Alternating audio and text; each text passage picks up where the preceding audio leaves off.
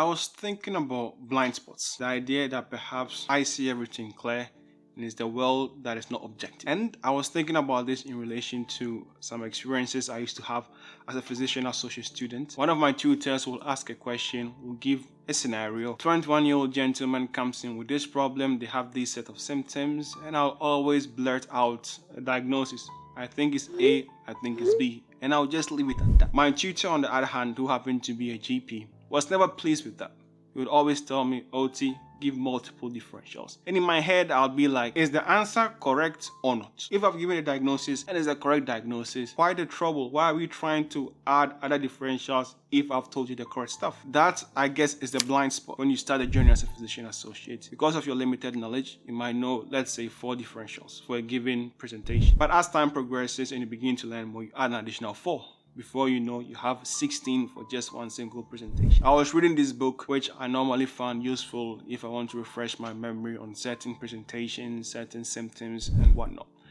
And often at times, I'll fall into this trap again. A case will be given, and I'll say it is this problem. I'll go read the answer, and I'm right. However, every time I read the answer, I would see an additional 5 or 6 differentials they were pointing to. An example of this was I'm a 21-year-old gentleman with a right upper quadrant pain radiating to the scapula after eating. When I heard that history, the first thing I thought of, okay, this is gallstones. No doubt in my head, the transient obstruction of the cystic duct causing this pain. I go to look at my answers, and indeed I was right. However, this time, instead of stopping at I'm right, 10 brownie points for me, I decided to look at the various differentials. And looking at the various differentials, I came across subhepatic appendicitis. When I was being trained as a physician associate, the only form of appendicitis I knew, right iliac fossa. No one told me appendicitis can also happen at the right upper quadrant. Surprisingly, it can occur, even though it is rare. Clearly, this is a blind spot. It has never crossed my mind till I was reading. Often at times, when you do that, you improve your understanding.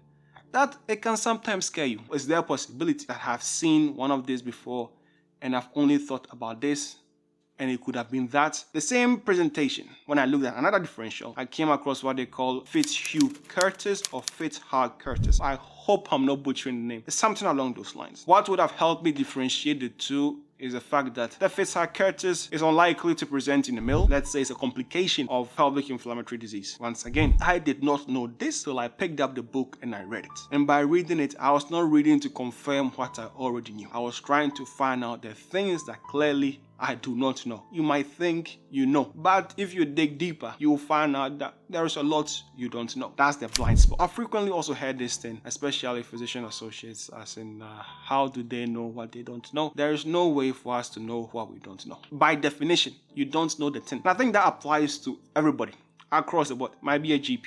There's something about cardiology you probably don't even know exists, and you have no idea that you don't know. When you do a referral to a cardiologist, they are the experts, they see it and they'll consider it. The same will apply to the stomach, the same will apply to ENT, neurology, a whole lot of things. But of course, the baseline at which this thing that one does not know will definitely differ from a physician associate and a general practitioner. There are many things I've learned over the past 6 years that I only learned them because someone made it known to me, the existence of that condition. I think as a physician associate, just try to be a sponge and absorb as much as you can from the seniors around you, from the doctors around you. Sometimes think back to the tutor I had when I was a PA student, and I definitely know where she was coming from. There is a lot we don't know. It's only with time, experience, that these things improve. I don't think you'll ever reach a point where you figured everything out. Even the specialists themselves. You look at many letters, it comes back, they tell you, we don't really know what is going on here. We cannot know everything. You can always improve. Granted, one is willing to do the work, and also willing to look like a fool. When I was in general surgical placement, we had this consultant. He went to this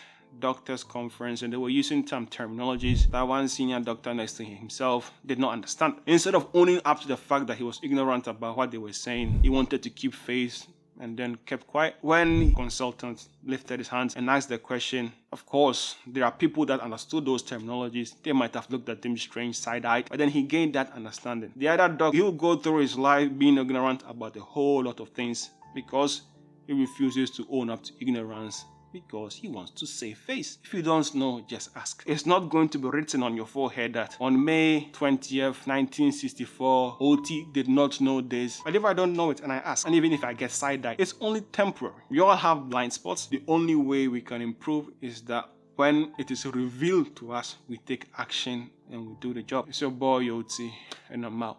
Salute.